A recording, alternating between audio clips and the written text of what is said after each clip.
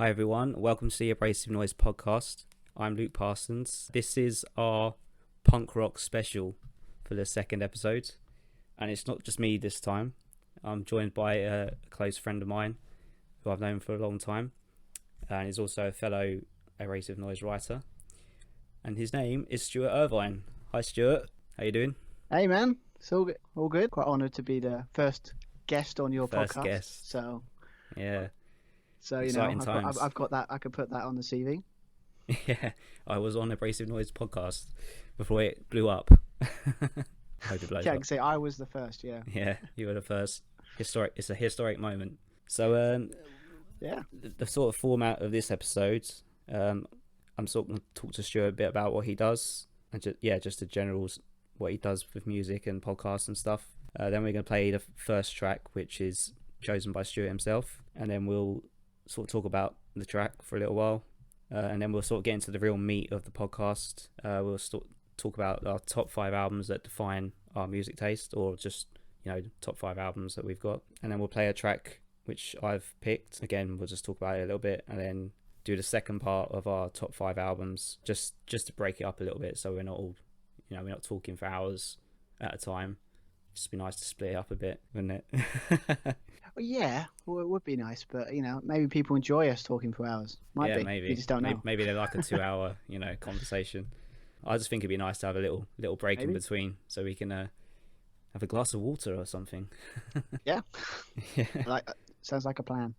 Yeah. Then after that, we'll play another track which Stuart's picked, talk about it a bit, but that'll probably take us to the end of the podcast. So yeah, Stuart, what do you do?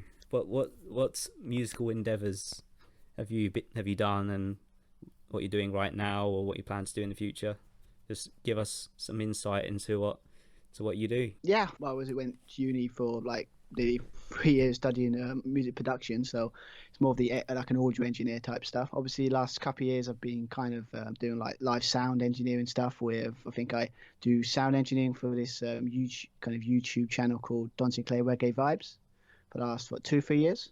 Obviously, it's not really the kind of thing that obviously you listen to here, but yeah, so I kind of help out with the the levels of the performances of the shows and stuff like that. So been doing that for a while. Obviously, not this is not new to be on a podcast, because I've technically got 2 on the go.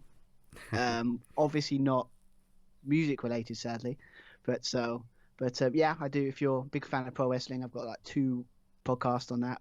Josh Stu Wrestling Podcast and Stuart Irvine's Retro Reviews. I do a lot of podcasting, and obviously so is that like reviews with this podcast, of I do a lot of old wrestling matches and stuff.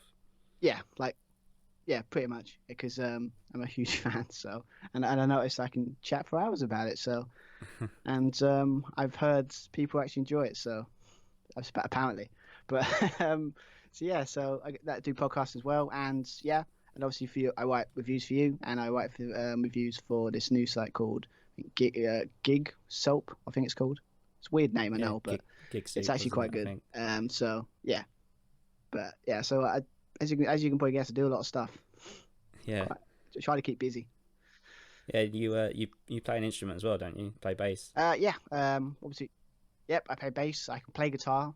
I think I'm okay. I'm not amazing, but I can play guitar. I think everyone says that, don't they? Kind of sing.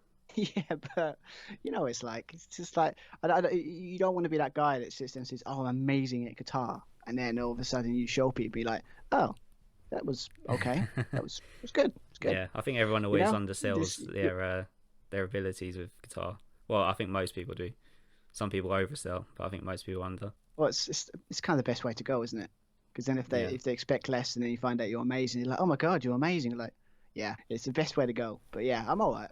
But yeah, at the moment I focus more on the kind of recording side than kind of mainly audio type stuff. So, but yeah, I could play a couple of tracks on the guitar and bass and all that. So yeah, cool. We'll have to do a collab at some point for my YouTube channel. Yeah, do a co-cover. I like it. Yeah. So you got anything else that you sort of do or want to mention? Fun fact about Stuart? Not to put you on the spot. Pretty much what I do, really. Review, but if you want to put it in a nutshell, I basically review things. Yeah. I review wrestling. I review music. Yeah, I basically try and I like putting my opinions on things, but not in a nasty way, but actually in kind of constructive way. So yeah. But yeah, that's pretty much what I do. Cool. All right then. So that leads us into the first track then, I suppose. Do you want to sort of introduce the track? Yeah, so it's called was it Matt Caskitt and The Breaks, if I remember pronounced that correctly. Terrible at pronouncing the name, so I apologise to the band if I've got that wrong. But yeah, it's kind of like a punk, kind of like power pop type stuff. It's kind of a thing when I went on was it Bandcamp. I kind of just went through, as Luke can probably recognise, you just go on Bandcamp, type in the type of music, and you listen to every single one until one piques your interest. And this one kind of piqued my interest a lot, just because of its kind of energy. It was like non-stop for like 2.5 minutes of just pure like guitars, and it was one of those things that would sound great live. So, but yeah, it's called "Paint Me by Number" by Matt Caskitt and The Breaks. Yeah, so I thought it was awesome, but hope everyone out there enjoys it, because I thought it was a pretty awesome track. So cool. So this is "Paint Me by Numbers" by Matt Caskitt and The Breaks. Enjoy.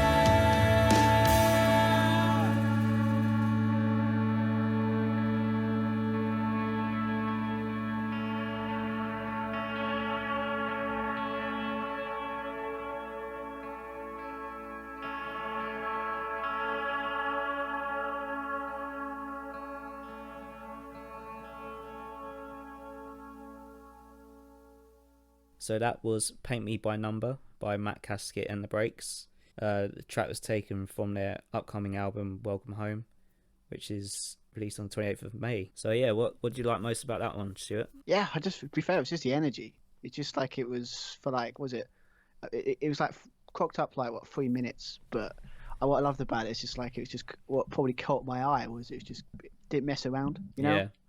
it just basically went for it. Just went, okay, cool. It's gonna be fast paced. It's gonna be like, it's gonna be non-stop. It's gonna be, I like the harmonies and the kind of harmonies he had in between. They're quite cool. But yeah, I mean, I kind of said that this would be great live. It'd be a great song live. Yeah, sort of gave me Lone Atlantis vibes, especially at the beginning. Yeah, like sort of British punk rock. Probably why, because I do love the last two Low Atlantis albums. That I'm so gutted that they actually split up. So yeah, that was a few years ago now. I went to their last concert with Adam. Wow. It was awesome. Yeah. It's really always sad when bands because it's like give it up. But I had a thing with me and Adam kept going to these like last bands where I think it was first it was Yellow Card, then it was Low Atlantis. It was like all these bands we love are all breaking up, and it was like really sad. Yeah. Stop breaking up bands. Yeah, Adam's one it's of really our mates. But yeah, it's sorry, I should probably about Adam, who's Adam? He loves going to gigs. Who is this Adam fella? Yes, but yeah, obviously he loves. I think every time I talk to him, he's always talking about what gigs he's going to next. He loves his gigs. Yeah, so same here. Right, so top 5 albums that defined our tastes is the main sort of topic of this podcast. I think we'll start with you, Stuart, and then sort of alternate between me and you for the first 5, and then we'll play another track. So yeah, what's the first one you want to talk about? Yeah, this was as I said, this list was kind of, the first 3 were quite easy in the sense that this is my first 3, but the next 2, like from the 4 or 5, was kind of hard. It's an album I've listened to. I think it came out October last year. I think it was Bring Me to Horizon's post human survival horror EP that they brought out. It's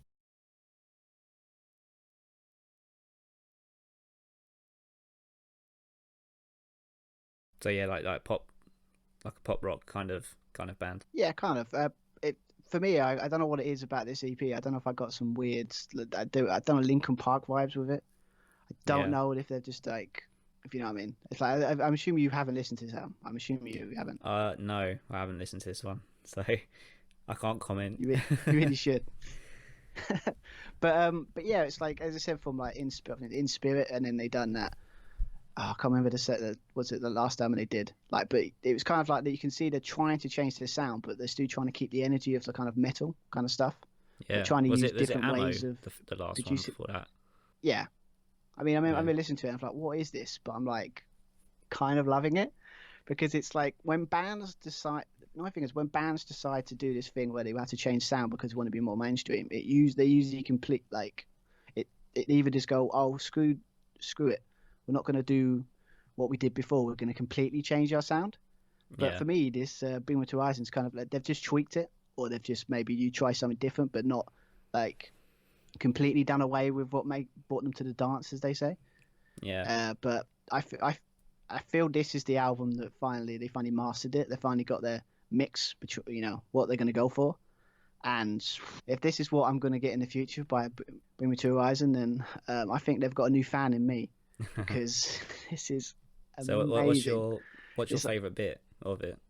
What certain thing is it grabs you? It's more of the mix of kind of like, you have this bit where it's sort of it's kind of love the mix of the kind of sounds that you would expect from like sort of pop rock band, and you think, oh, they're gonna go there, and then all of a sudden they come out with this really catchy, really like in your face kind of chorus that comes out of nowhere, and it's just I can't describe how good this EP is. I think it was like my first album I reviewed on that gig soul place, because it's like I wanted to kick the ground running with it. Yeah. But yeah, it's so good. I mean, like basically like songs like, what was it? The one that everyone could play. You got Obey. You've got Parasite Eel. You've got Teardrop. Teardrops. Definitely check out that song Teardrops. Unbelievable. Yeah. But it's just 9 tracks of just. I think they've finally found that groove of like, they've been testing for the last 2 albums of like what sound they want to be, and it seems like with this EP they finally found it. So yeah. I mean, because for me, like with Bring Me Horizon, I've never really sort of listened to them properly. I mean, I know they started out with like metalcore, and that in theory should be my thing because I really like metalcore. I'd say it's like one of my top 3 favorite subgenres. But yeah, for some reason I've just never really. I've heard some of their songs, but they just never really sort of grabbed me. But Yeah, yeah, I it's get kind that. of I mean, interesting what.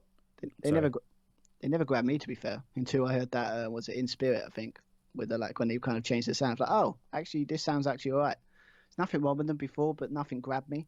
Yeah, But then I kind of, but I've heard a lot of bands are doing this. The ones that like in the 2000s and that kind of figured out that they need to change, and most people just kind of stick to their own routine. Like, but with this, it sometimes works, sometimes it doesn't. But this, I think, with Bring Me to Horizon, I'm just like, yeah, I think I do, yeah, I love this new sound. So I'm probably not giving it justice, but anyone listening, just listen to it, and yeah, you'll love it. So yeah. as No, much as I it's do, so interesting that because like you said, there's a lot of bands that are doing this. They're sort of taking their sound into a more mainstream arena. Excuse me. 'Cause there's a band called Architects. I don't know if you've heard of them. but I've heard of that. I did have a quick little listen of their new album they brought Yeah, out a because couple of they weeks were ago, like wasn't it? they were like really extreme, like to start off with. Like they were Yeah. really properly like. But now it seems like they've gone into sort of like a pop metal territory. I mean, I haven't listened to it myself yet, but it's upset some of their fans because it's like, oh, you're selling out. Oh, this is not Architects anymore, and it's just so everyone seems to be following that path now that Linkin Park laid out, where they go from Yeah, their sound to then something a bit more poppy. And there's now so many bands that are sort of doing a similar thing. It's quite interesting. no, it's well, as you can see, like perfect example, like Fall Out Boy did it.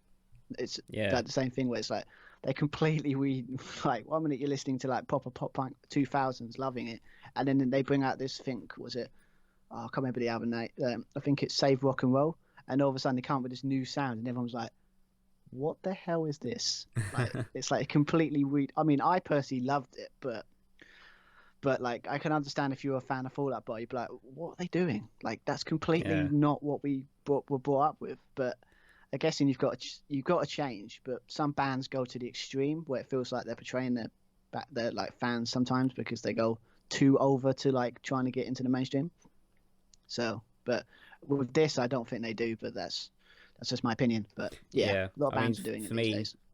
an example of that where it's not gone too well, I would say it's "Bullet for My Valentine," where they've gone pop metal, but it's just really bad. Sometimes it works, It's sometimes weird. it doesn't. I can't remember last time. I haven't listened to them since like the first two albums that everyone listened to. I think, you know. Yeah, But yeah, but it's a thing. I think it's like if you certain, it's not just like kind of metal. I think it's like a lot of bands kind of they either just they think they need to change, but they have sometimes they think they need a tweak, and then some bands think they have to like completely change their sound totally to what's popular, yeah, and then yeah. So, but this album definitely, I think it's a change for the better. But again, good, that's my opinion. cool. So yeah. So what's your number 5? What's your album My that number. inspires you? Oh, I was gonna kind of go like chronological order rather than because mine's literally like define my taste. So it's kind of like a bit of a history lesson of Okay. my music listening. So yeah, I'm gonna start off with The Crusade by Trivium because this was Yes. this was literally the first metal album I listened to way back when. And yeah, for me it was like that's the start of me changing my music taste from kind of what was just what was in the charts to to something that was actually my music taste. And yeah, that album, I just loved all the guitar work in it, the riffs, the solos. I'd sort of listened to metal before with sort of harsh vocals in the same band, Trivium, their previous album, Ascendancy. Yeah, this was the first album where I was like, yeah, I actually really like this. Like, it's got all the crazy guitar work, all the really awesome riffs, but like the clean singing as well. And it all just felt like it fitted for me at that time. Because obviously, when you're a teenager, you like angry sounding things, and Trivium definitely were an It's angry, angst, right? yeah, teenage I mean, angst. I think I remember that. It's like I think back in the days when we used to have those dinky little MP3s. Um, Yeah, I remember like when when you had to back in the days when you couldn't just go on Spotify and listen to the music, you've actually got to try and kind of find a way to download it or ask a friend. That's exactly how I did it. I got a what was it, USB stick with all the MP3 files on it. I still got my MP3 player, like my little dinky one that I had when I was at school. Yeah, so, I've got an iPod. That's what I've got. I used to have one, but yeah, it's just I remember listening to that track, a couple of tracks off that album. I can't remember. I think you got the song "The Crusade," if I remember. Yeah, that's the instrumental song at the end. But I mean, isn't like a long, like really long, like 8-minute or something track on there? I haven't listened to that album in a long time, but yeah, that's the one. It's the last song. It's an instrumental song, and it's the longest song on the album. But yeah, I mean, I haven't listened to him since then. Funny enough, so I guess while I drifted away, it stuck to you, and it's like I drifted towards the darkness. Yeah, I know that's your favorite band though, because it's like for me, I know everyone that you talk to me, you kind of know what my favorite band is. Bands are, but it's like you, it's like I just know it's Trivium. Trivium's up there. How many times have you seen him? I don't want to spoil your one for the listeners, so I'll refrain from saying. That's my first one really. It's kind of like, you know, the first metal album that I listened to like all the way through and enjoyed all the way through pretty much. Yeah, that's the one that sort of branched me out into everything else I listen to now. So yeah, I mean, you always got that album though, haven't you? You always got like it's always good to have that. I always like that. It's like, what album is the one that likes my taste now when I'm like this age? Like, yeah, that was the one. Like, I've got mine. Everyone's got it. But yeah. So I haven't listened to that for a while. But yeah, I remember kind of liking a couple of tracks off that. So yeah, maybe I might, after this podcast, might have a bit of a recap, see if it still holds up in my eyes. So probably not. Fingers crossed. But anyway, so yeah, do you want to move on to your second album? Yeah, this was a tough one because there's obviously a lot of it's just like a lot of bands I like a lot of albums, but yeah, I think that the one we just talked about, there's definitely a one recently I've gone, this is good. But this one was kind of what was it? Came out 2015. It was kind of really like, I wouldn't say rekindled my love for pop punk, but kind of maybe realised that maybe the scene's rising from the ashes.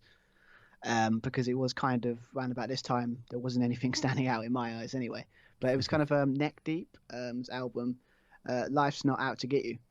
I think it's like their debut album. Cool. It was one of those. It's I think like a Welsh pop punk band, and the funny at this time is like pop punk was like, I wouldn't say dead, but it wasn't a scene that was producing like, in my eyes, like stuff that really stood out or anything. They thought, wow, I should really check out that album. And then I think I heard this album and I was just like, I just thought to myself, yes, finally something I can, grit my teeth into. And it's got everything I like in punk. It has riffs are fast paced. It has lyrics that are just really, if you read them up, they're really awesome. It's just basically like top to bottom. It's just like, you have them albums where you can just listen to top to bottom.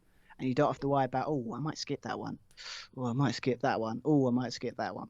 But in this case, it's just like I think it's like 36 minutes, just put this on. And it's freaking awesome, pretty much. It's just, it's what the kind of pop punk I like. And it's the first, and I think you could say it started a resurgence. Yeah. Of like really good pop punk bands. Because 2015 was kind of not great. There definitely was a lull. I mean, because I'm not massively into pop punk and that sort of stuff, but it was kind of like, it got to like 2010, 2011 when it then started to really sort of drift away a bit. And I think now in the last 4 or 5 years, it's kind of starting to come back. I wouldn't say it's back, but I'd say it's starting to come back into fashion, as they say. Well, there was a couple of, it was like a couple of albums, like the big, like, the 2000s when he had all these big, like, Blink, Green Day, was it? You could say Sum 41, but that kind of sounds not really pop punk anymore. They kind of come back to the kind of we'll get onto that because we'll get onto that later. But we're like kind of like the staple of like pop punk when I was growing up type stuff. Yeah, right? Like they're all bringing out all these like they're rising up from the ashes and not producing rubbish, but actually producing actual decent stuff. And then it was around about this time. But yeah, it's like when it comes to like Neck Deep, it's just they feel something different. They felt like they've taken what the fun and energy of pop punk was and kind of brought it to like now, and it was just great. I think my favorite song out of it is basically, I think it's can't kick up the roots. It sounds terrible when I pronounce it, but yeah, it's basically like talking about how much I hate the hometown, you know. Yeah. And I guess you can relate to that, as most people obviously living in Crawley listen to this can understand. I wouldn't say I hate Crawley. It's not great. It's all right. Don't say hate, but it's one of those yeah, but it's one of those places you could probably write a really cool song about how much it sucks. It's not exactly like you could definitely channel that energy, I think. But yeah, I mean, yeah, it's just really good album. It's I like albums that I could just sometimes you can always ones that blow you away, but sometimes you like them albums you can just back to front, everything's solid, everything's great, lyrics speak to you. You know, the riffs are kind of really cool, makes you happy. Yeah, and this album does that to me. And the reason I picked it top 5 because it rejuvenated my love for pop punk a little bit. Because I was a bit, in 2015, there was nothing really catching my eye. So this one did. So you awesome. Can thank this band for rejuvenating my pop punk love. So yeah, that's cool. So my second one, I think I'll talk about the punk rock one that I have in my 5. It's the only one, I think. But yeah, as you mentioned, Sum 41 just now, I thought I might as well do this one. The second one is Does This Look Infected by Sum 41, which yes. I think everyone can agree is top quality punk rock pop punk album. And yeah, this was sorry, it's amazing album.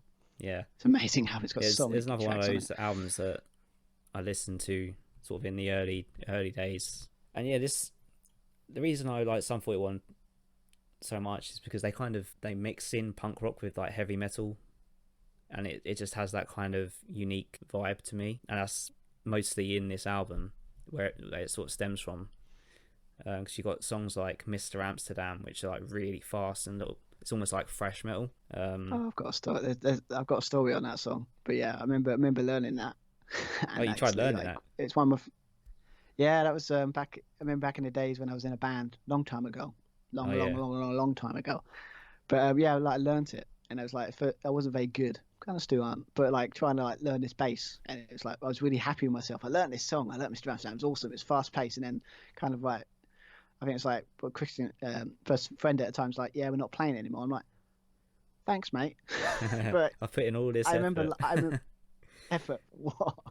For nothing. But I remember that song. Like, they just got the list up now. There's so many good songs in there. I know it's literally there is not a bad song on that album. Like I could put that on and just listen straight through and not get bored at all. It's just such a high quality album. What's your? Well, I would put you on the spot then. What's your kind of favorite, like kind of one that it's kind of hard because there's so many great songs on the album. But like, what one do you kind of still go back to? Would you say? I'd probably say Mr. Amsterdam.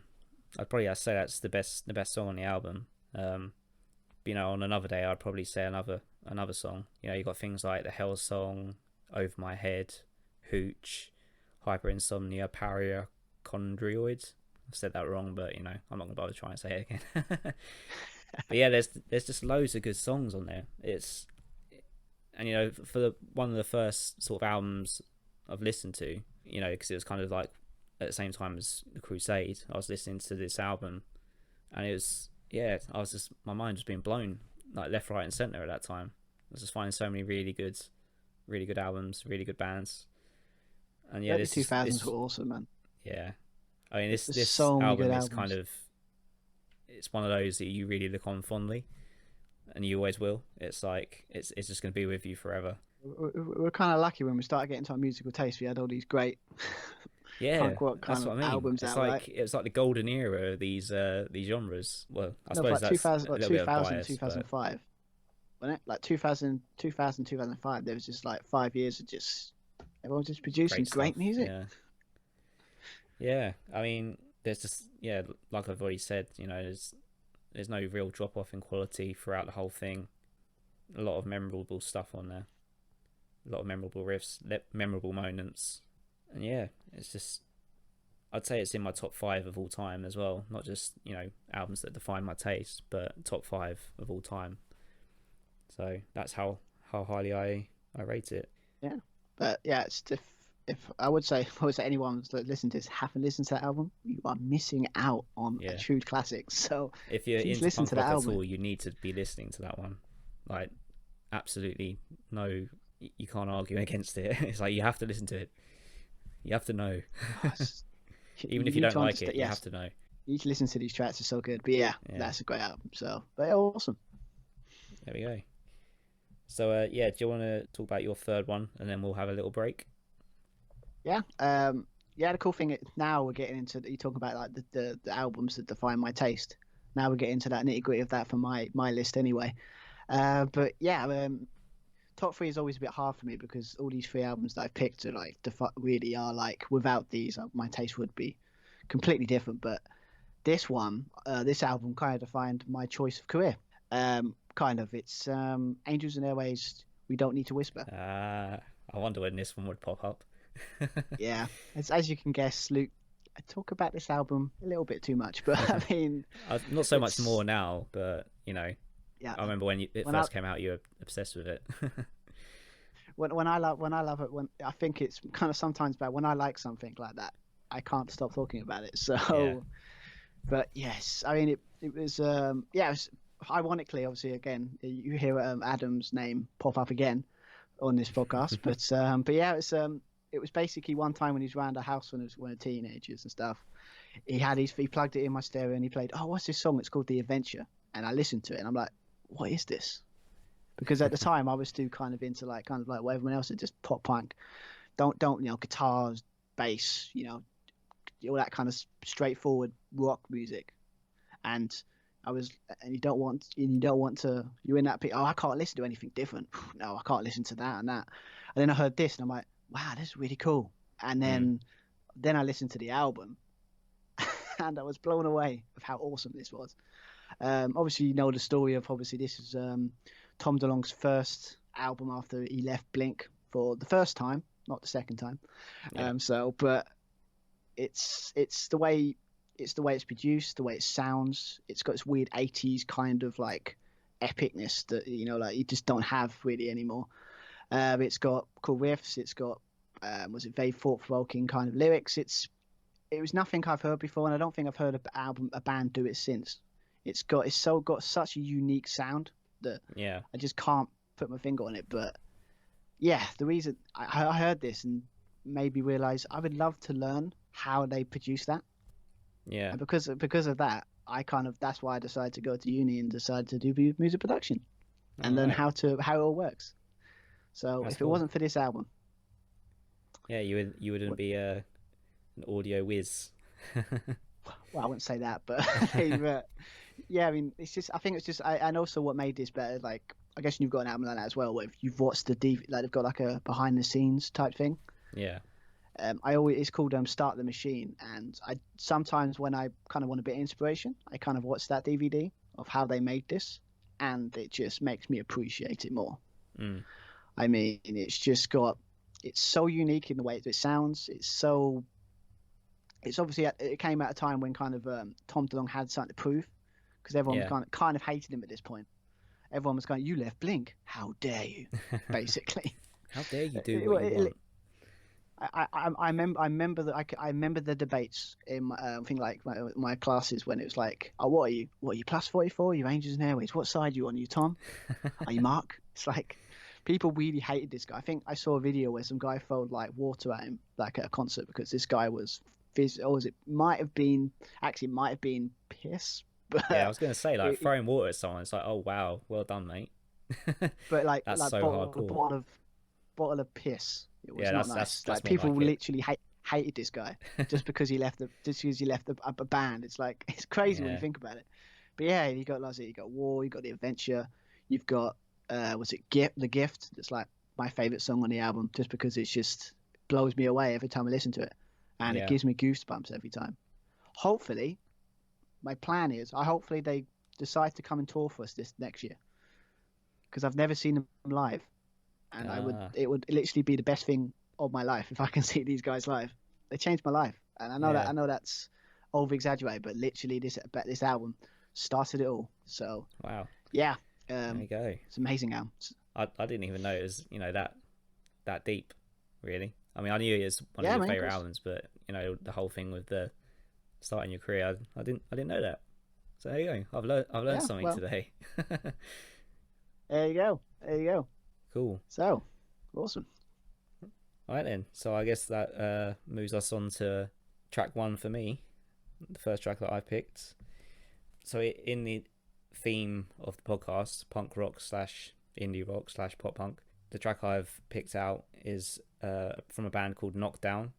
The track is called Left and Empty, and this is taken from their latest album, Anything But Luck, which was released in September 2019. So it's it's been out a while, but they've just done a new lyric video for the track, so it's a new single. They're based in Stockton in California. So yeah, this is Knockdown, Left and Empty. We'll see you after this.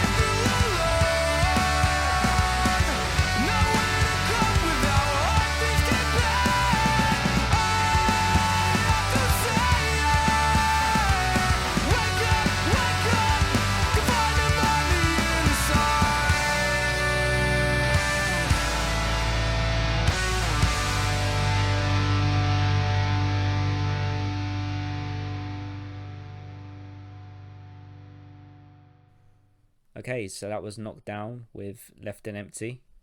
I think the reason I like this track was it's kind of like a bit of a throwback to the early days of punk rock or pop punk. It sort of gave me a bit of a all-time low kind of vibe. It was quite a sorrowful kind of track, really. Not usually into sad songs, but it definitely had that kind of vibe. You know, It's kind of very pop. Yeah, the vocals were like punk, really emotional. I think like delivered the emotion quite well. And that's what pop punk can do sometimes. Like Yeah. it can do that kind of simple in the kind of what they're doing, but then the what they're doing instrument type side, and then but that the lyrics will always sound personal, always sound like from personal experience. It's kind of what pop punk does.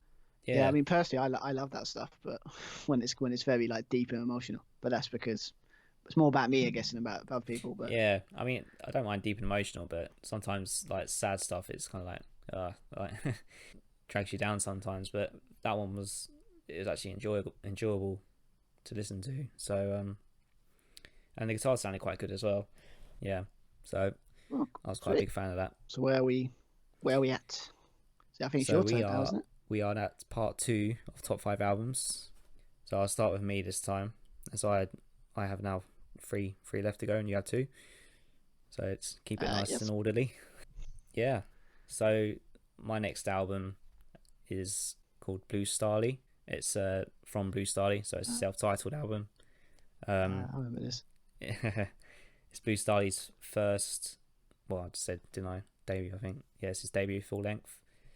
It was released in 2011, and this was the first album I listened to really that kind of made me think that music doesn't have to be in its little box. You know, this has to be rock, this has to be metal, this has to be pop. You know, Blue Starly kind of mixes all these things together. So there's like a lot of electronic elements, metal, punk, and you know, like rock, stuff like that. And it was the first time I listened to an album where I thought like, wow, this all works. Like there's loads of different things going on here, but it works. It's just, it blew my mind, to be honest. Like I control really, chaos. Control chaos type thing. Like all this stuff that shouldn't work somehow. I can't describe it. Like just does. Just works. It's kind of like, and it was, how is he doing it? It's kind of like View of the Angels and Airwaves. It's like, how is he pulling all these things together and making it sound like coherent and something that sounds natural? You know, it's incredible, really. You know, my favourite song on there I'd probably say is Anti-You. You know, it's quite a sort of anthemic kind of party, punky, hard rock, electronic thing. You know, it's just I just love that. It's intertwined like with each other. Sorry? It's got all this. I just love that. It's like it's got this amphipheric. It's got electronic. It's got rock. It's got this. It's got that. It's just like all this stuff. It's just got everything. It works. It just I mean, he done the whole thing with his vocals as well. Like some songs had clean vocals and some songs had harsh vocals. So it's a real like mix of things. Yeah, I just remember listening to it and just thinking, wow, like I've never heard music like this. This is a game changer. You know, this is going to open me up to loads of other things, and that's exactly what it did, really. Because I think like with Blue Starly, just in general, he's a multi-instrumentalist to start off with, and he also likes lots of different kind of music, and basically the whole of his discography is a bit like that album. There's loads of different things going on, so it's hard to like all of it. You know, there's some albums. Well, there's one album I'd say that I'm not a fan of, but that's the kind of risk you take, I suppose, if you're so diverse and try loads of different things. Yeah, I mean, I get it. I mean, when you're saying that, it reminds me of Enter Shikari. Yeah. If you listen to a bit of Enter, I always feel that they're kind of like in that kind of like I can't pigeonhole them, like at all. One minute you'll get an album that feels that's probably metal and stuff, and then one minute you get an album that's like, isn't that more electronic? It's like they've got that kind of vibe. And I think they done a documentary once where I think they're like an actual presentation where they're talking about they don't, as you said before, with the pigeon, you don't want to pigeonhole what you think, and it's just like they try and put different styles into everything, so you don't know what they really are. I'm guessing this band that is the kind of same, like just. And also, it's more fun that way because it means you're never going to get bored because you got so many different styles. And the thing is, like, it's still him, no matter what he does. And that's the one thing where I'm like, how the hell do you do that? How do you write something so completely different from what you've just done, but you still sound like you? Because it's just one guy. It's not a band. It's just one guy. He's called Brett Autry, and it's just him writing everything, and it's just amazing, really. Like that's the beauty of that's the beauty of modern music now, man. It's like you kind of don't need a band anymore. Let's be honest. Yeah. If you can play, like, example, that guy, he probably plays like keyboards. He probably plays like He said like keyboards, synths, probably knows how to sample, like how to put different sounds. And then he probably plays additional guitar, bass, all that stuff. Like, if you know all that, everything. You don't need people. You just need yourself in your own creative mind. And but yeah, I mean, again, I remember you talking about this, like when you first learned. I think so. Again, like most conversations we had down the pub, talking about, mate, you should check this band out. It's like this guy out, he's amazing. Yeah. It's like really changed perception. So I do remember you, like, this really did change your, like, completely blow your mind of like, wow, this is actually really different. It literally did. Like, I'm not even sort of being over elaborate. It generally made me think differently about music. There's not many bands or people or albums that can do that for you, and his is one of them, like, for sure. But when it happens, though, it's the best feeling ever. Yeah, when you listen to it, it's so good. I love it when you listen to a band, or like a band you thought you had a certain way, and then all of a sudden you listen to it, like, wow, this is not what I was expecting. But then it's like you can't take that smile off your face because it's so good. But I don't know if this guy did it for you. Like, sort of listen to this, like, my God, this is freaking awesome. I don't know what it is, but I love it. Yeah, it was exactly like that. It just made me think, like, wow, like, this guy is just next level. He can do things that bands can't do themselves, even though there's 4 or 5 of them. It's like he does it all on his own. And he's a really nice guy as well. Like, if you go onto his Facebook and sort of leave a comment about his new single or whatever, he always replies to fans. So he's a really good bloke as well. So it's like, what more can you want? No, it's like, guy produces music. You don't know what you're going to get. You don't know if 1 minute you get metal, more if you get electronic, or a bit of both. And then when you want to chat to him about it, he's not a dick. Yeah, he's not an arsehole to you. Yeah. So the only thing really is he's because he's still kind of underground, so he doesn't really tour very much outside the US because he's based in the US. So I don't think he's ever done a UK show. So that's one thing I want to happen before I die, going to see Blue Starley live, because I'd come out of there and I'd just be like, that's it. I'm done. I'm done. No matter what happens now, I'm done. I don't need to do anything else. Is that on the bucket list? Seeing them live? My life has peaked. That's it. It's over. Done. It's all over. Like, it's all downhill. I've seen it now. But yeah, I guess that to you is like watching Angels and Airways live would be for me. It's like definitely a bucket list item.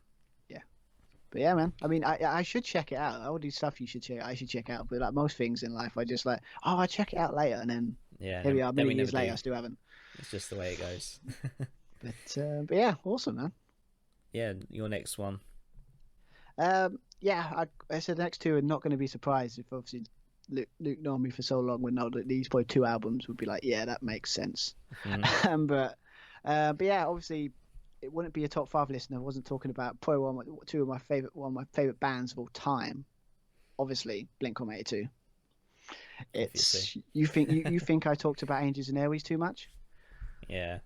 Talk about Blink-182. I talked about them a bit too much, but like take the Angels and Airways and up it by 10, because I talked about back in the day. Couldn't shut up about them, could I? I love this band. Yeah. So which album is it? It's the self-titled, the one before the hiatus, the first hiatus. The bands broke up so many times you don't know anymore. Yeah. It's like Blink-182 2.0. Yes, that's actually still good as well. But yeah, I mean, as always, this album I discovered after they broke up, because it's like story of my life, that where it's just like I find a band when they're not together, I think. I mean, how many of like bands you found where like, oh, these are really cool. I check them out. Like, oh, they split up like 3 years ago. I'm like, great, Yeah, thanks for that. So that's what happened to me with Silosis. Like, I found them in 2018 when they were on a hiatus. So it's like, oh shit. I mean, they're obviously back together now because they released an album last year. But at that point, I was like, have I missed the boat here? You know, are they never coming back? No, it's just. But this time it was just like, is then kind of discovered Blink from like, you know, Take Off Your Pants and Jacket that everyone, if you're kind of into because we're talking about pop punk, like the heyday of pop punk. Yeah, it was definitely an awesome album. But yeah, this one like changed my perception. It's ironic because it was the band. It's ironic that it's the kind of album Tom did before we did the album we just talked about. So it's kind of like that's where it all started. His kind of inspiration. But yeah, I mean, this is when Blink kind of turned into kind of like their kind of like silly, kind of comical, kind of that kind of like, yeah, they talk about arse and farts and, you know, make really bad dick jokes when they're on stage type stuff. Toilet bowl humor, I think. Yeah. Is what it's called. Well, the certain song is it, what was it song? It's basically like they were like really immature, but their music's really fun and catchy. So you're like, you know, they're just, you know, it's fine. But that's why they were so good. And then this was the album when they kind of went, okay, we're getting a bit older now, so we've got to start maybe maturing a little bit. And like this this is when they completely changed the sound, the kind of sound I like about Blink, that's kind of more than like kind of like dark, it's a bit darker, it's a bit more mature in kind of what they're talking about.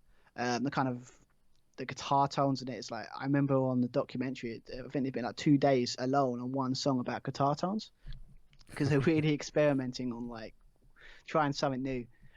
But yeah, I mean, it's just got back to fun. It's great. It's got so many good tracks. Like it's kind of like it's like my favorite song probably from it is the opening track, Feeling This, that I've actually tried to cover vocally once.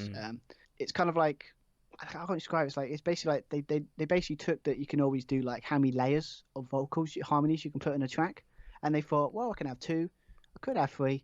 You know what? I'm just going to put 4, 5, 6 and just put them all together and then just see what happens. That's what Feeling This feels like, especially with that bit right at the end where it's just like they just end the harmonies and there's like 3 different harmonies going on at once. It sounds amazing. I mean, like Mark Hoppus and Tom DeLonge's, like their harmonies complement each other so well. Yeah. You know, like Tom DeLonge's got the whiny high voice that he can never replicate live. And it's like, and Mark Hoppus has kind of got the low, deep bass kind of voice. But then they sound okay by themselves. Put them together, it just I don't know how they do it. Like, yeah, it's magic, right?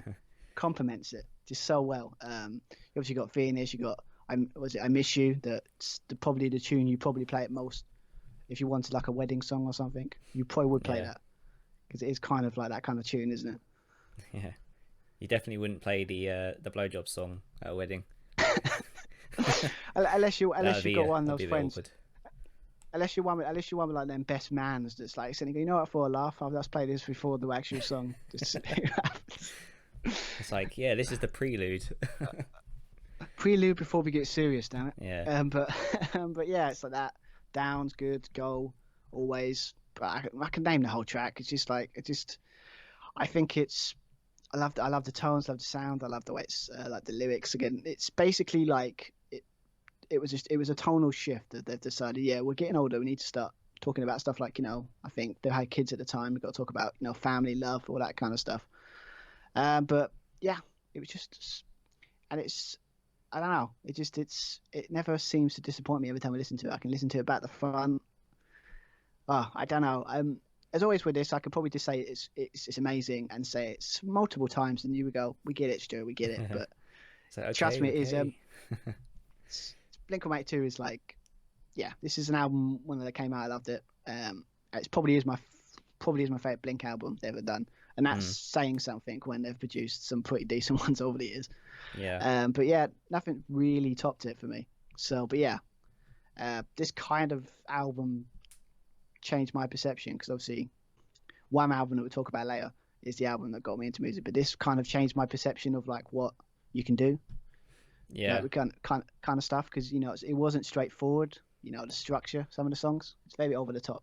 Yeah. Like they tried some new stuff in it. I think it was brilliant. So, but yeah, I suppose like the shift in mood as well It's kind of a, pop punk didn't have to be silly and stupid anymore.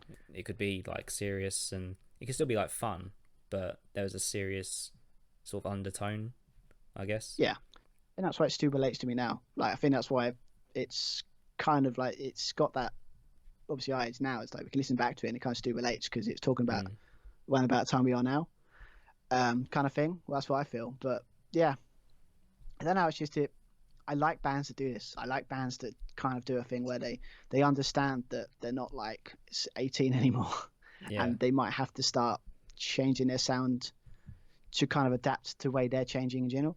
Well, I suppose like 40-year-olds singing about farts, that's a bit I mean, sad. they still do that, Blink, but they've still got some cool, like, some of the music doesn't sound like that.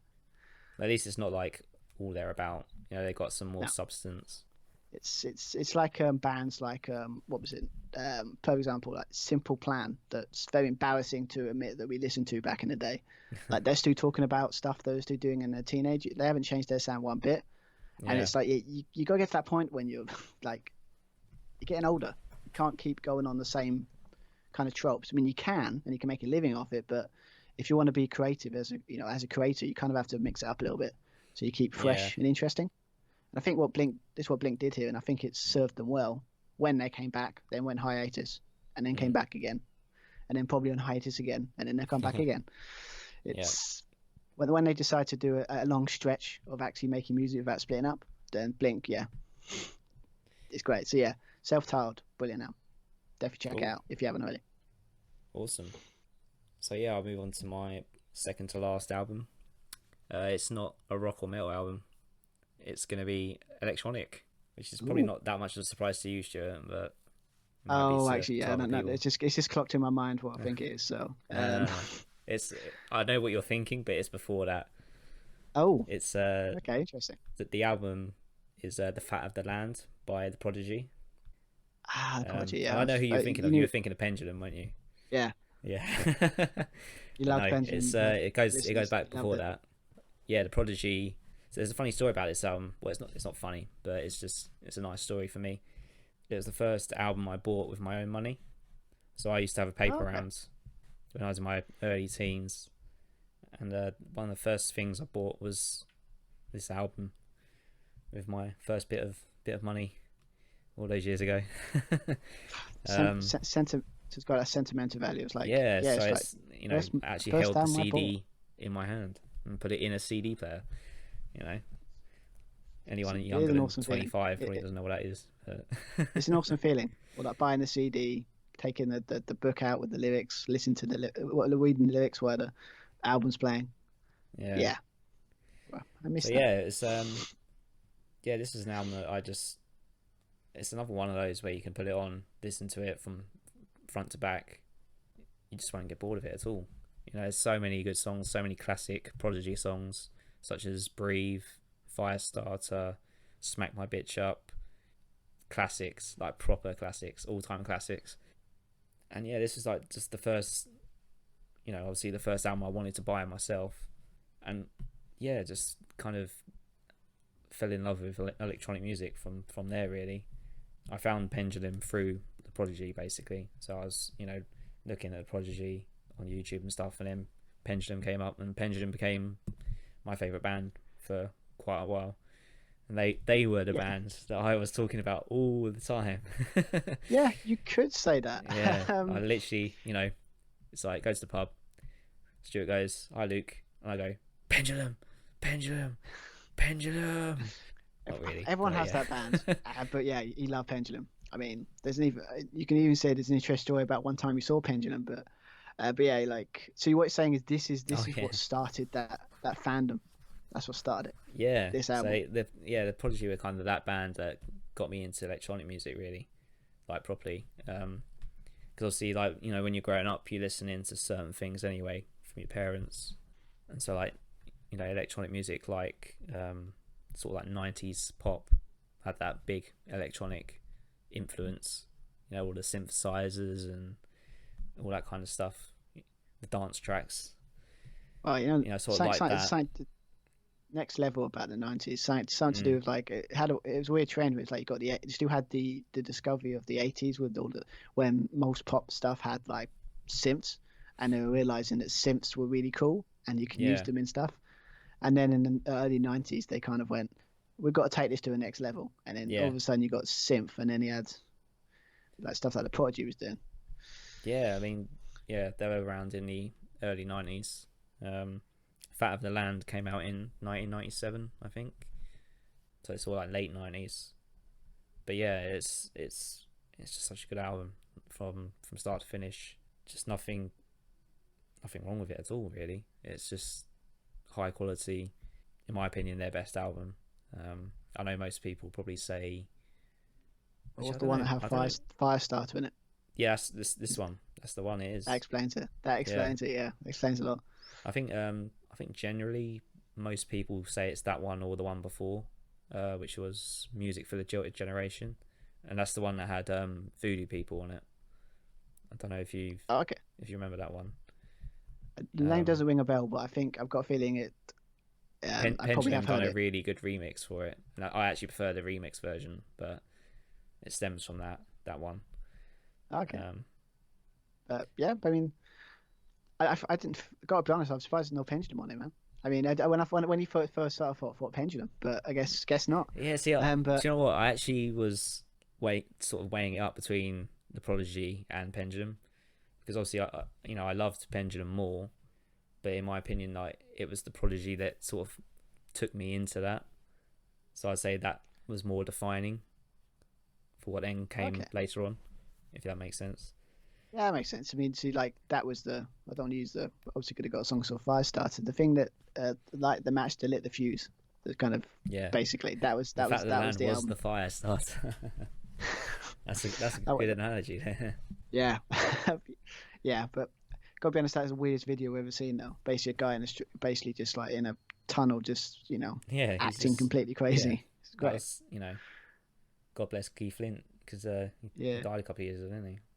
Yeah, that was sad. Remember, it's part of like a weird couple of years, like I think 2 or 3 years, with all these like great kind of was it performers or like musicians that kind of we all grew up with, kind of like started like passing away, and it's just really down bad time. Actually, I remember, because it just seemed like every week there was someone like really high profile sort of passing away or committing suicide or having an overdose, and it was just like whoa, what's going on here? I know, it's just it just really, because normally when it happens, like when you see it, I think when people they were playing the 50s and 60s, it was like you got when you still on was like your parents like, oh, I remember those, and you're like, no idea who this person is, but it's sad. But it's like this is one about the time when it was like, oh my god, I remember that music. I remember listening to that and loving that, and it's just like it just sucked. Yeah, but I think it was around about this time, like about 2 or 3 years. It's just like all these great performers were just sadly passing away, and it sucked. Yeah. It's horrible. And the thing is with Keith Flint, it was like he just seemed so unbreakable.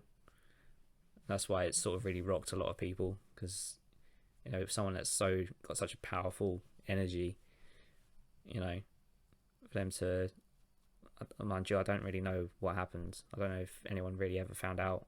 I think it was like an accidental overdose or something like that. Might have been, yeah. But he wasn't in a good place anyway, regardless of what happened. And it's just a real shame when it sort of ends like that. It's kind of the tragedy of musicians, isn't it? Yeah. I think someone said rightly. I think with Linkin Park one, it's like the best. Sadly, the people who write the best stuff is usually the most troubled. You know what I mean? Like they're. Like, if you know what I mean, like they write about like really dark, deep stuff, but then you realise that the reason they've had to write that because they're in a deep, dark, not a good place. Yeah. Was it tragic artist? Is it called tragic artist? The tragic artist. Yeah. That's what it feels like. It's like people sadly write their best stuff when they're in a bad place. It's not great. It's good for like people that are struggling and stuff, something to relate to, but you just hope that those people writing it are getting the support they need, and sometimes they don't, because obviously fame has its ugly head as well. Yeah, it's like that question, do you want to be famous? My question is no. Yeah, definitely not. I want to be Yes, so but yeah, awesome, man. So Yeah, so as you've learned something about an album that meant more to me, I didn't know you really liked the album. So yeah, we're learning it's in this it's weird podcast. because I kind of like I don't really listen to it that often, but when I go back to it, it's kind of like, I do think this is the first thing I bought with my money, my first bit of money. It's got a big sentimental value to it. Do you I've still still have got the the CD CD? somewhere. You still got it? Yeah, I think so. Yeah. Definitely keeping it. Well, definitely. It's one of those stuff. You never chuck away for like they never say. You never chuck away your first guitar, and Mm, you never chuck away your first CD. yeah. Well, Well, I've definitely got I both don't know still. about. So Maybe I'm just pretty sentimental, but yeah, awesome. Didn't learning new things on this podcast. yeah, So we're that's both good. learning more about each other on this one. Exactly, and everybody else listening is learning about us too. Yeah, So they're all learning. They're all learning this too. That's all good. A lot of learning going on.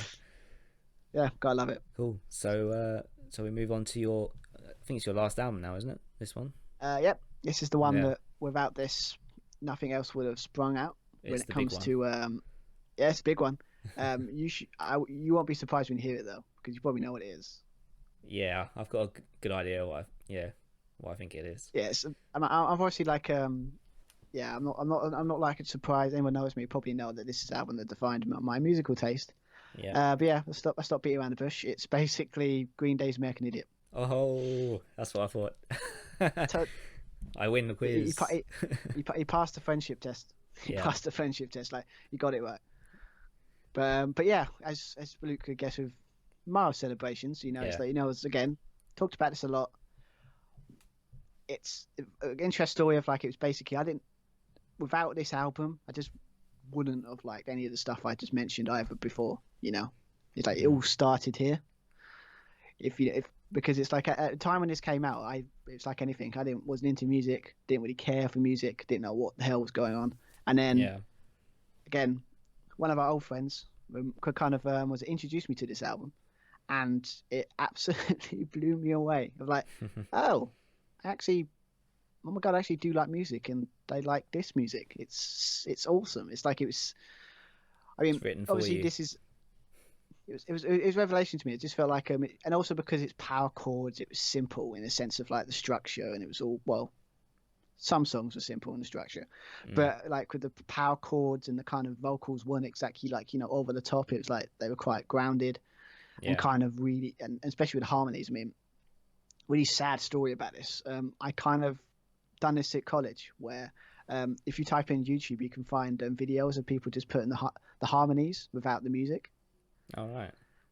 And yeah, I did it with the same with Blink as well. It's where me and my mate like sometimes would listen to just the harmonies because they were so well produced. Yeah. And it's with the reverb, the echo, the kind of way, the way it sounded, the harmony. It was just, I mean, I don't know if I have them now, but yeah, try it out. It's just it's so Yeah. good. I mean, I remember you got the Bullet in the Bible DVD. Remember that? Like Oh the yeah. thing with I was so looking forward to getting that. Because like I can see that was my first experience of seeing them live. Because it's like in a sense of like watching them live. Yeah. Then I saw them live. But yeah, I mean, obviously, the song that got, I think when I was growing up, I sang this song once at a concert when I was at school. Oh yeah. It was my first real attempt at singing. I think it was horrible, but I tried it because I loved the Yeah. song. But yeah, it's like American Idiot, Jesus Suburbia, Holiday, Boulevard of Broken Dreams, Wake Me Up with Stemmer Ends, all kinds of stuff. The ones that The were classics. continuously played. Yeah, the ones that like if you watched Kerrang when they used to back in the day, like you went on that and it was always on. American Idiot was always on.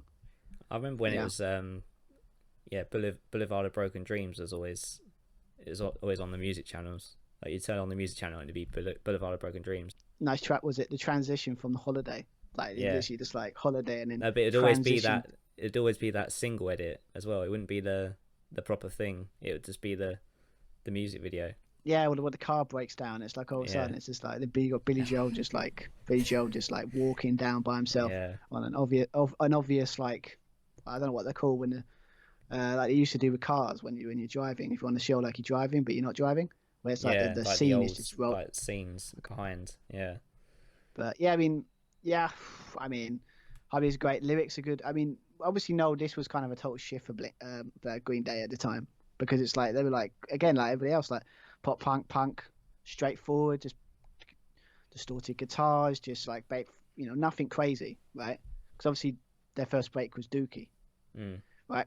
And normally bands only get one album that defines a generation, mostly. Yeah. But for sometimes Green Day decided they got two, Yeah. because this Dookie defined the 90s for some people, and this album could say defined the 2000s.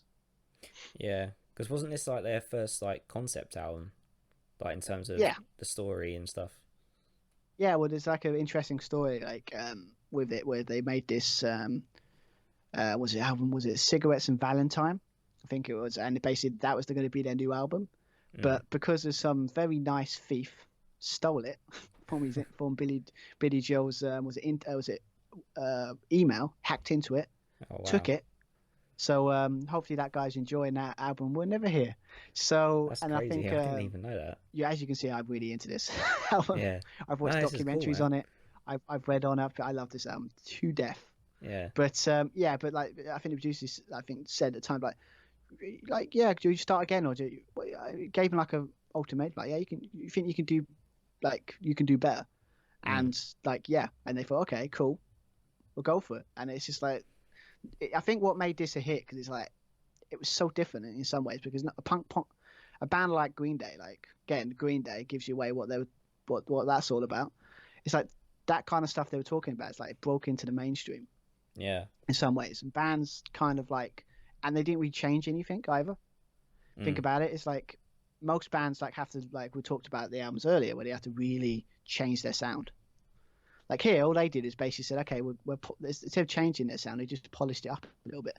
Yeah, it's just like more refined, isn't it? Like if you listen to it, they're not. But I mean, like you said, there are some song structures and stuff that are a bit more complex, but generally, it sounds like a punk rock album. It's not drastically different from what they've done. It's just like polished up and sort of bells and whistles on it. They basically took what they had and just basically turned it up to 10 or turned it up to 11. Yeah.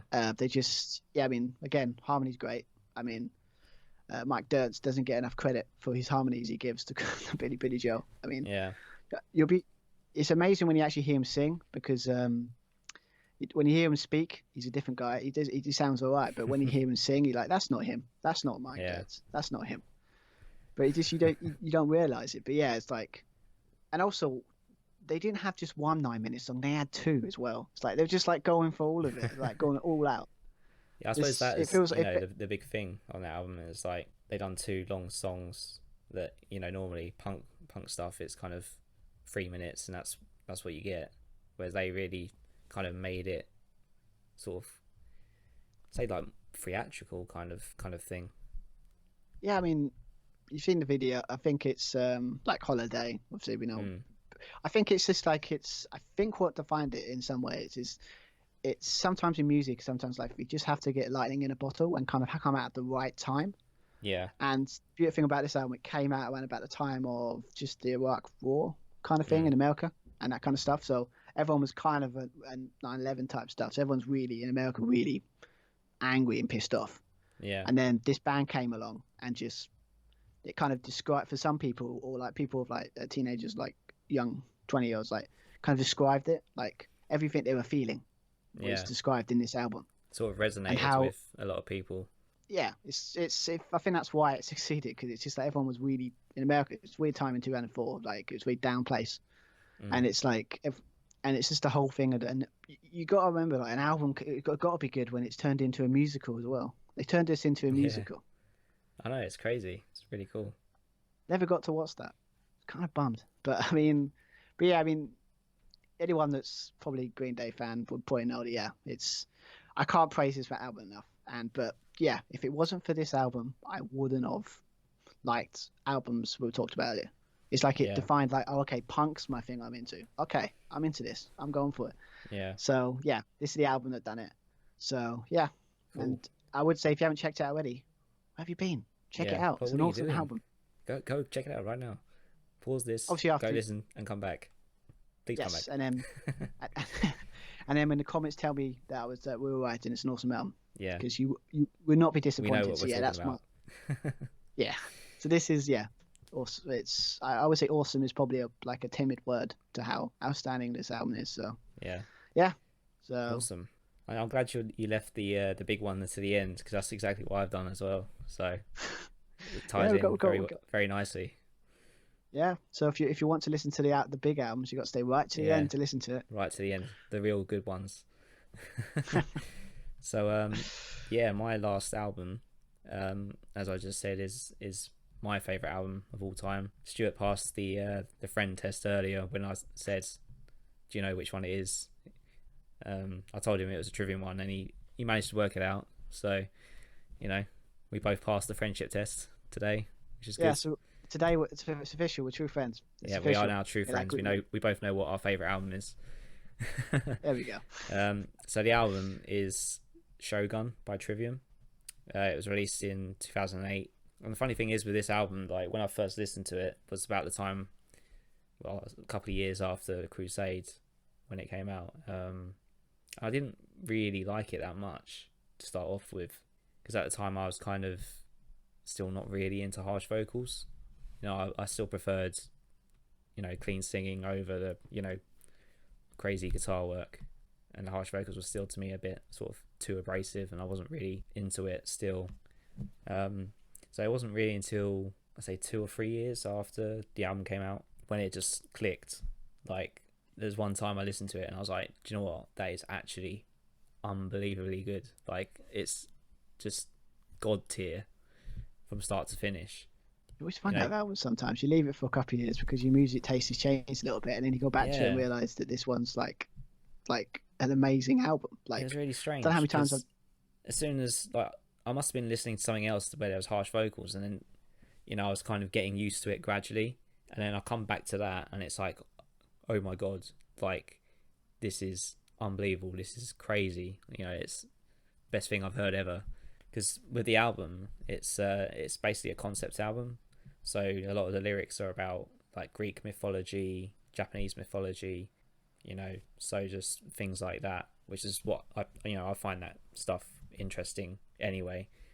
So that's a big part of it, because you can hear the story that they're telling, and it's always really engaging for me, because I like the stories, and then the actual music itself is it's just incredible. The riffs, the technicality of it, the brutality of it. It's a really aggressive, violent sounding album, and it's just so good from beginning to end. Like there's one track that I'd say is underneath the level of the rest of them, but it's still like if you put it in another album, it would be in the top 3 or 4 of that album.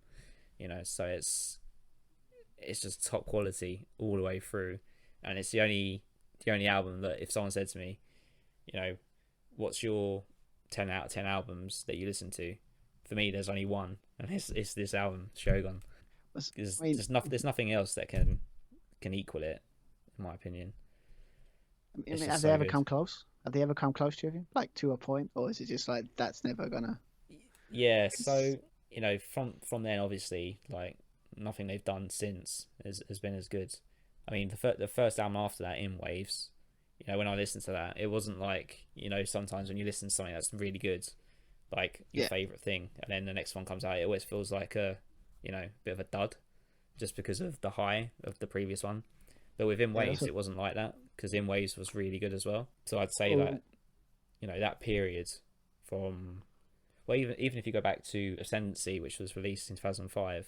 So Ascendancy was released in 2005, and then In Waves was 2011. So in that 6-year period, I'd say that is Trivium's best period in their Trivium's peak. Discography. Yeah, their peak. And funnily enough, that's pretty much at the beginning. So it peaked early for me. But you always have those bands though, like where you kind of they have like the first good album, and then it's like you always got to find. They've defined if they're going to stay around for a while, if their second album's equally as good or just really solid. And some bands don't pass the test. Like they have like a really okay album, then the second album's amazing, or they have like the first album's amazing, and then the second album's okay, and then all of a sudden people lose interest. Yeah. But with Trivium, it's just like they've gone 2005 to what 2011 was it? 2011. Yeah. It's just like they've just gone. No, we're not talking about one album peak. We're not talking about two album peak. We're talking about like 3 or 4. We're just corking out these great albums. Literally what it was. I mean, the band themselves, obviously, they think the stuff they're doing now is their best stuff ever. But I don't agree with them. But bands say that. I mean, it's not like they're making bad music. They're still making good music, but it's just not at that level. I don't think it ever will go to that level again, because I remember, obviously, like you with the American Idiot stuff, like I really sort of delved into that sort of time period for the band. In like the interviews and the documentaries and stuff, they all said like for that album, we just went for it. Like we tried to do everything at the maximum level, like riffs, production, vocals. We just absolutely, because they felt like they had something to prove at that time. Because chip on their shoulder type thing. Yeah, because they were kind of, when they released The Crusade, a lot of people were calling it like sounded too much like Metallica, which is not a bad thing. That's not a bad thing. But the press were like on their back, so they were like ready for a fight basically, and they just kind of thought, all right then, fine, we'll take this to a level that we know we can do. And yeah, they just absolutely destroyed it. They released Shogun, showed everyone exactly what they're about, and then since then it's not been the same, because obviously if they don't have that kind of right? Resistance, it doesn't push them to be that level anymore. But they obviously think that what they're doing now is their best stuff, which is it's fair enough. It's what bands. I don't want to say it as like disingenuous, but when you're in the studio and you're kind of recording, you feel like you kind of always, unless you're like something like NoFX, where they've just released an album now where he said it's his worst stuff he's produced. That's weird, but he's a strange dude. But they always feel that, because obviously they're always in a bubble, like the studio for ages, and they're corking out all these riffs and they put all this work in, so they always think they're up in the game. But sometimes it doesn't translate like that on albums sometimes. But with that album, I guess you can sit there and say they've got 10 out of 10. And there's, as much as anyone can say, you can keep getting 10 out of 10 albums, you kind of can't. When you've hit the peaks of 10 out of 10, you see, the sad truth is there's only way is, and that's down. So, or not as good. I mean, it's just what happens, isn't it? Your opinion's different to everyone else's. There's some people that probably think that their latest album is their best. It's fair enough. But for me personally, that Shogun's never going to be topped, I don't think, by anyone, anywhere. So it's high praise. I honestly, I think I'll go to the grave with that album. it'll be in my cold dead hands. It's like literally like when you're in, this is going to be really grim, people, but yeah, like we're in the coffin with like with our hands crossed, and it's like, what album has he got there? Shogun. There you go. It's like some people have like a flower or something. Like for me, it's going to be Shogun by Trivium. What we'll probably do is we'll get it in vinyl, so it goes, proper get it the best quality you can do when you're on the way out. Yeah, take it the vinyl to the grave. Yeah, that'd be good. Exactly. But let's end on a morbid kind of thing. But yeah, so that's the end of that section. A very long section, but I think it was quite good. Yeah, I mean, talking about music we love. Of course, you're going to chat about it for a long time. It's a great way to sort of feed us into another track. I think this is your one, actually, the second track. Your second track. Yes, just trying to make sure I said his name right. Shirley, yes. Obviously, when I see the name, I think kind of French, but when I see the form, Le Bec, I wasn't Canada, sure about that. I wasn't sure if it was Shirley or Les Shirley. Yeah, I mean, I have to always check out so pronounce it right. So hopefully I pronounce it right. So hopefully I've done it right. But yeah, it's from the like sort of more Quebec, Montreal, kind of like the part of Canada where they speak French, or they have like the French kind of stuff. That's Canada for you. But yes, so they kind of got yeah, they're kind of like a. I think it's the album they released. I think they released it. I think 2 weeks ago. I think like 12th of March or something like that. It's Yeah. been the whole album's out. But yeah, it's kind of like What's the album name? it's called Forever in Now is Now. But it's got Forever, where they've like extended it 2 E's. But Right. yeah, it's I don't know how to describe it. It's basically like it's still got the pop kind of like I got a surfer vibe from it. Like it's got this really chill out kind of clean Yeah. guitar, and it just feels like you'll be on the beach dancing to it, or you look at them, or you're going on that kind of thing where what's the word? When you got like the old things when you're going across the road and you've got like an open Road top, trip. like kind of like that thing with the hair flying. And put this in, it's just really happy and joyful song, Yeah. and it's just got it's short, it's fast, it's still kind of punk, but yeah, it's just really cool, and it's got a cool. It even got rock songs that have really cool solo in it. It just makes it all together. And obviously this band they even won like was it Best Artist and Rock EP of the Year, I think in 2019. So they're kind of Cool. like I think this might be their first. I think this is their debut LP. So it's kind of a debut album.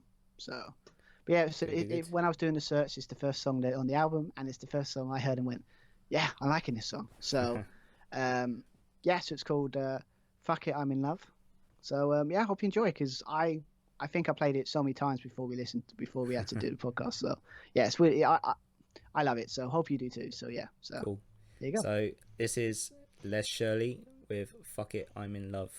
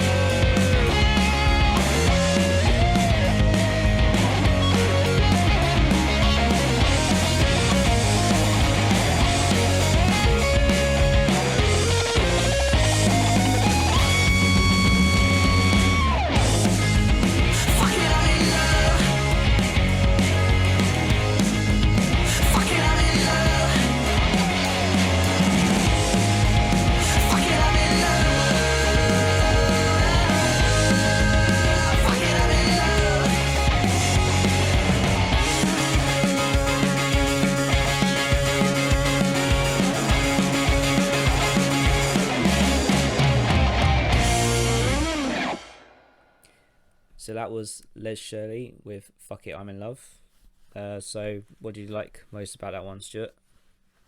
I don't know. I think it might be the chorus, but I just think it's the whole vibe of it. It's so chill, like it's so like it's just punk. Sometimes can be the distortion. It can be like the guitars. It could be like the really fast paced, in your face stuff where it just makes you just want to go nuts. But in this case, it's with this kind of song, it just felt like it was just it was a perfect thing to play in the summer. You know, like when it's Yeah, nice. I And was you going can to just, say it's like really carefree and kind of sunshiny. yeah, it's just like you always get them some albums like where it's just they come out and it comes out summer, just like the kind of carefree, kind of chill, kind of nice album. You just put on, and you can just love it, and you can just like no problems, and you don't have to worry about really overthinking it. Not every album's got to be like the technical masterclass, you Yeah. know, like. But this, yeah, as I said before, like on top, like you put this in your car, you can put this in like when you're on the beach or something, and it's just, yeah, it's good, it's fun, it's fast, it's 2 minutes, the exact length you expect a punk rock song to have, and yeah, I think it's just it's simple, it's free, it's just fun, Yeah. and yeah, when I was doing the searches for like figuring out what tracks to find, literally I think it was the first track I found of album I went to and clicked it and listened to. I'm like, oh yeah, this I is love one. it when that happens. I'm picking this one. This is it. It's like Yeah, the first track was I easy. hate it when you know, just like, but sorry, I hate it when you have to like sort of really dig for things. You have to really sort of go down the rabbit hole on Bandcamp. It's like, oh man, I just want to find something now that's actually really good. or piques my interest, right? Yeah. Yeah. I used to always have that when I enjoyed that. Yeah.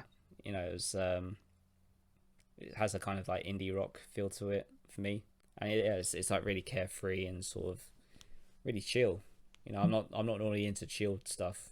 You know, I kind of get a bit bored. I like energetic stuff, but no, it's still fairly energetic, but it definitely has that chilled out vibe, and that's why I think it works quite well for me. Yeah, I mean, I did have a quick listen to the album as well while I was I was in the area, as they say. But yeah, it's same stuff there. It's got very short, very that kind of stuff. It's a good like quick album. Again, it'd be another album you could just pop on and just listen to it, and it's fun. It doesn't offend anyone. It's just basically, it just makes you feel. After I felt like, yeah, it's a good album. Put a smile on my face, and sometimes that's all you need in music. Sometimes. Yeah. So, but yeah, I would, if you have a chance, check this album out because it might cheer you up if you found a bad day. Yeah.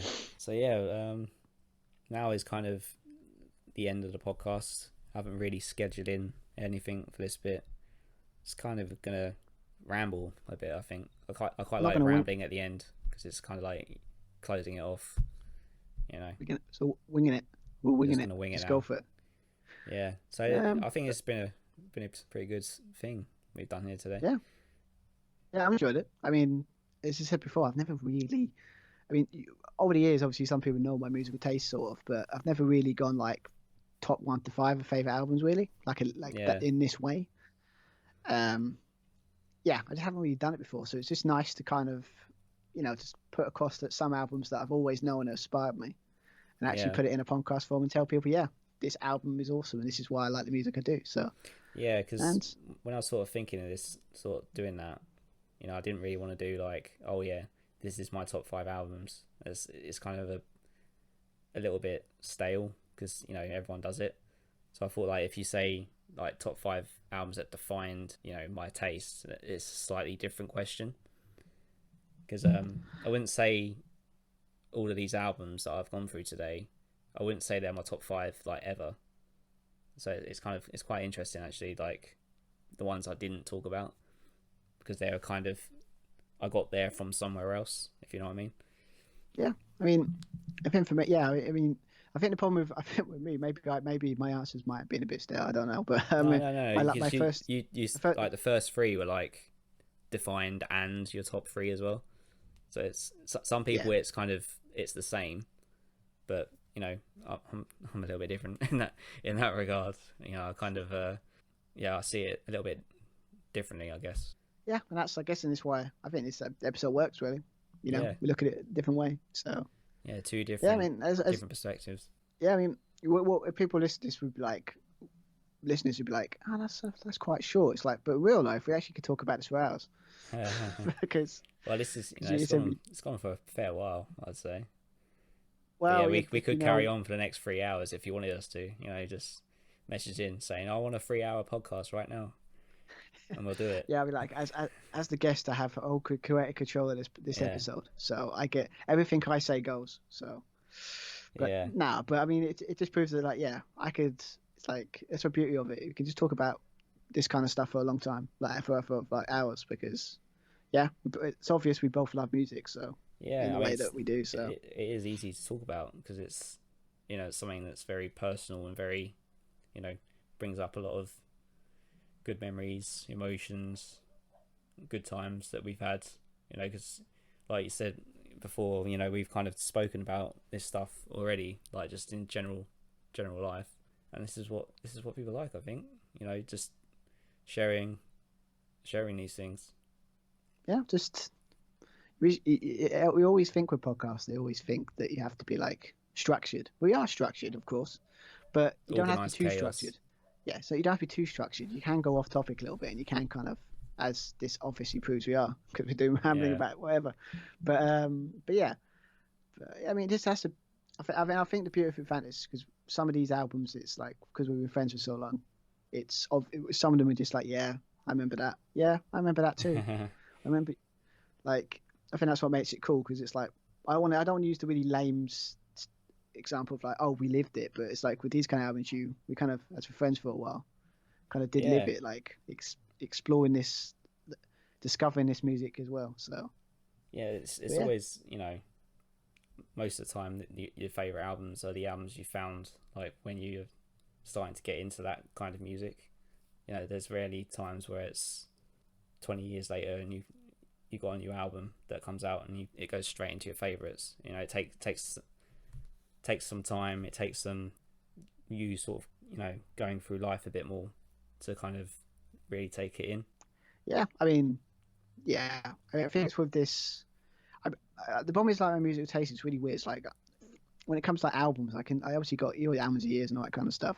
But I think with, you can like an album and really enjoy the album, but you find that album that like changes, like as you said, your style or the way you look at things. Yeah. Or like the way you appreciate music or something like that. It's like their albums hard to come by, and I think that's why, like, my top three is, I've got, obviously I love so much music, but like there's stories behind all three of the albums I chose. So yeah, exactly. That's the thing. Like, you don't just say it's about the music; it's about the story behind it as well. Like for me, with The Prodigy, you know, there's a story that, you know, goes with it, and then the same with, you know, the Trivium albums. Some point, well, just all of them. You know, there's a certain story, a certain time of your life that it's connected to, and every time you listen to it, you're kind of almost taken back to that time. Yeah, but I think that's why it's really hard to do top fives. I gotta be honest, this was difficult. Like even the top three is like, I've got my three, but I need a top five. Okay, I really had to think of the last two, because it's.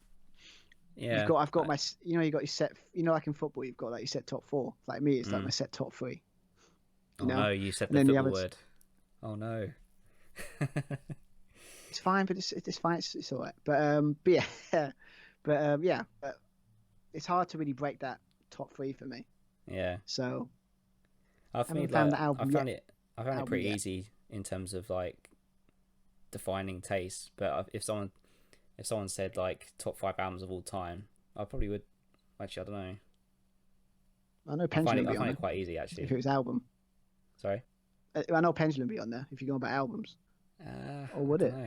Or has it changed over the years? It's changed a little bit, I'd say. Oh. Yeah. Don't leave us hanging. Do you want to know my top 5 now?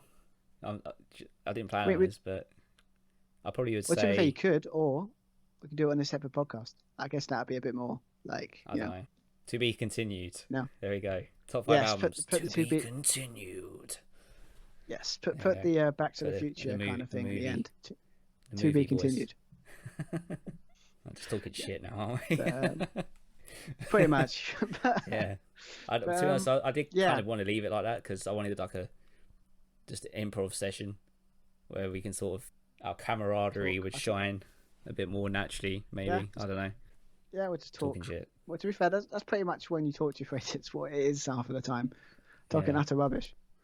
But it's kind of. I mean, I think we should get to the last track, because this is leaving the. I've been looking the hardest word to say podcast. till last. I've been looking forward to this ever since you told me about this for the podcast. Yeah, I've been looking forward to it to the end. I'll say the so story cool. first.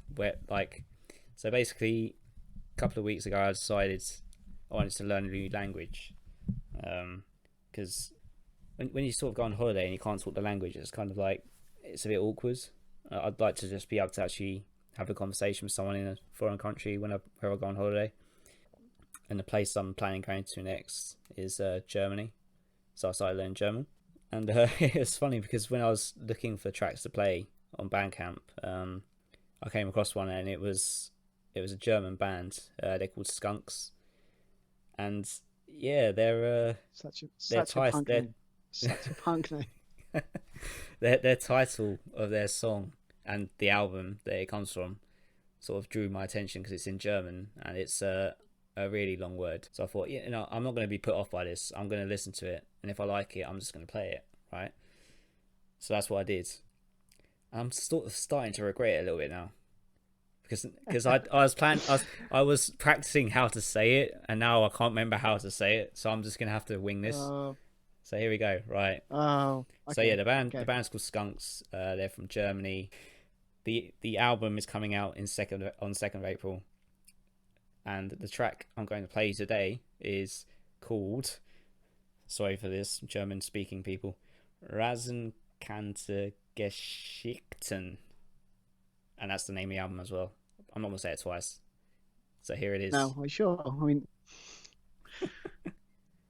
actually, before we go straight into that, sorry, I'm being bad at my planning here. I just wanted to say thank you to all the bands that has allowed us to play their music today. So that is Matt Caskitt The Breaks, Knocked Down, Shirley, and Scunks. And also thanks to Wormhole Death PR, who provided the song for somebody. I can't remember. No. But those are the people that I'd like to thank today. I'd also like to thank Stuart for coming onto the show. It's been really good fun. I've really enjoyed doing this. It's been great. Yeah, man. Nice to talk about music. Yeah. So, yeah, I mean, have you enjoyed it? Yeah, I loved it. Cool. I mean, to be fair, it's nothing. It's for us. For me, it's just a situation of just what we do anyway, but just recorded. So it's just like it's just fun. It's always fun when we chat. So yeah, love it, man. It's been good. So I look forward to hearing this and seeing what people think. Yeah, it's gonna be great. So yeah, now we'll leave you with the last track that I said before. I'm not saying it again. This is Scunks with that really long German word. See you next time.